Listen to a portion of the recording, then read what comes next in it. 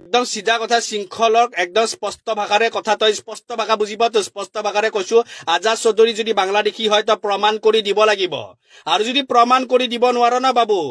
তই আঠুক কেনেকে আঠু কৰাব লাগে ৰুবুল আহমেদে জানে শৃংখল চলিহা তোৰ আঠু কাঢ়ি ক্ষমা খুজিব লাগিব তই যদি আজাদ চৌধুৰী বাংলাদেশী প্ৰমাণ দিব নোৱাৰ তই আঠু কাঢ়ি ক্ষমা খুজিব লাগিব স্পষ্ট ভাষাত কোৱা হৈছে আৰু তই মনত ৰাখিবি যে তোৰ আঠু কাঢ়ি ক্ষমা খুজিব লাগিব সম্পূৰ্ণ ভিডিঅটো চাওক একদম সিধা কথা শৃংখলক একদম স্পষ্ট ভাষাৰে কথা তই স্পষ্ট ভাষা বুজিব তো স্পষ্ট ভাষাৰে কৈছো আজাদ চৌধুৰী যদি বাংলাদেশী হয় তই প্ৰমাণ কৰি দিব লাগিব আৰু যদি প্ৰমাণ কৰি দিব নোৱাৰ না বাবু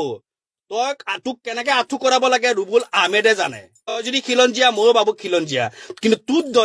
দৰে দুগলাপান খিলঞ্জীয়া নহয় তই কি ধৰণৰ খিলঞ্জীয়া জানা আছে বুজি পাইছ তই সবকে আলী আহমেদ হুছেইন দেখা পালে তোৰ বাংলাদেশী হৈ যায় নেকি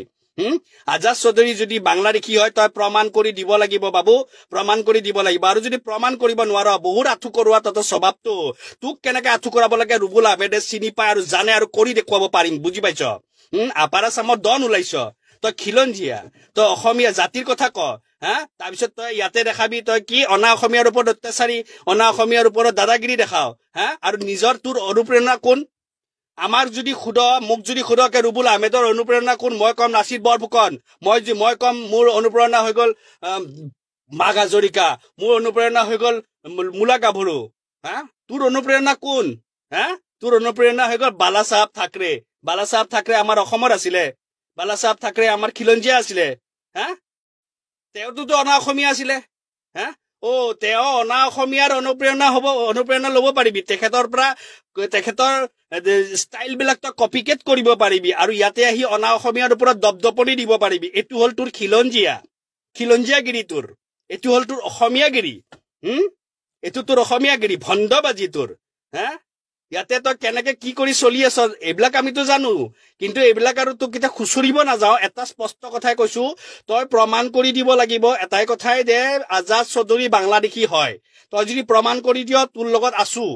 ঠিক আছে আমি বিদেশীৰ লগত নাই তোৰ লগত আছো কিন্তু যদি তই প্ৰমাণ কৰি দিব নোৱাৰ বাবু তই মনত ৰাখিবি তই আজাদ চৌধুৰী ভৰিত ধৰি ক্ষমা খুজাই দিম তোক বুজি পালি তই শিৱসাগৰত ডন তই টেক্স উঠাও তই আজি বিজেপিৰ পৰা তই এই বিজেপিয়ে পোহনীয়া ৰাখি থৈ দিয়া সেই মালটোৰ কাৰণে তই আজি পাৰি আছ এইখিনি আজি যদি কোনোবা এজন যদি মুছলমানে যদি কৈ দিওঁ ঠিক আছে আমি টেক্স উঠাও কিবা উঠাও কালিলে আমাক তো বাৰু জেলত ভৰাই দিব তোক কিয় দিয়া নাই এইটো জানো নহয় কাৰণ এটা পোহনীয়া এটা লাগেতো তই বিজেপিৰ যেন কালিলৈ তই ৰাজনীতিত নুমিবি এতিয়া ৰাজনীতিত নুমিবৰ কাৰণে তোক জনপ্ৰিয়তা লাগে জনপ্ৰিয়তাটো তোৰ নাই কেণ্ডেল তোৰনো আছে কি গাত চালা 5 কেজি মাংস নাই আৰু তই কিহৰ লেভেল দিয় শিৱসাগৰত লেভেলটো আছে না নিজৰ জেগাততো ভাই চবেই সিংহ নিজৰ জেগাততো চবেই সিংহ ঠিকে আছে কিন্তু তোৰ যোনবিলাক উৎপাতিয়া হৈছে নহয় সেইকাৰণে মই কওঁ যে আমাৰ চব একলগ হ'ব লাগে আচলতে একলগ হ'ব লাগে এনেকুৱা ধৰণৰ কিছুমানৰ কাৰণে কিয় সিহঁতে চাকচোন যাকে তাকে বাংলাদেশী ভাই কেতিয়াবা ক'ব ঢাকাই পট্টিত থকা গোটেইখিনি বাংলাদেশী প্ৰমাণ কৰি দে না বাংলাদেশী বুলি সেইখিনি নামখিনি কবস্তান গল্লি বুলি কবস্তান ৰোড বুলি কয় সেইখিনি মানুহখিনি কি বাংলাদেশী হয় তহঁতৰ ইতিহাসবিলাক খুচুৰি দেচোন তহঁতৰ ইতিহাসবিলাক খুচুৰিলে দেখোন কোনে ক'ৰ পৰা কেনেকৈ